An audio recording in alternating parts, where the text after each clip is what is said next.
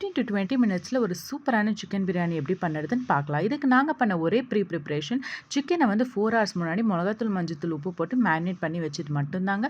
மிக்கதெல்லாம் இன்ஸ்டண்ட்டாக கட் பண்ணி செஞ்சுது. இப்போ ஒரு குக்கரில் எண்ணெய் ஊற்றி பட்டை, லவங்கம், சோம்பு, பிரிஞ்சி எல்லாம் போட்டு கூடவே வெங்காயமும் போட்டு வதக்கி எடுத்துக்கலாம். இதிலே கொஞ்சமாக கஸ்தூரி மேத்தி தூவி விட்டு ஒரு தக்காளி எடுத்து கட் பண்ணி எடுத்துக்கலாம். 2 வெங்காயம், ஒரு தக்காளி. அப்புறமா மசாலாஸில் மஞ்சத்தூள், மிளகாய்த்தூள், உப்பு, காஷ்மீரி சில்லி பவுடர் போட்டு ஒரு சாட்டே பண்ணிக்கலாம்.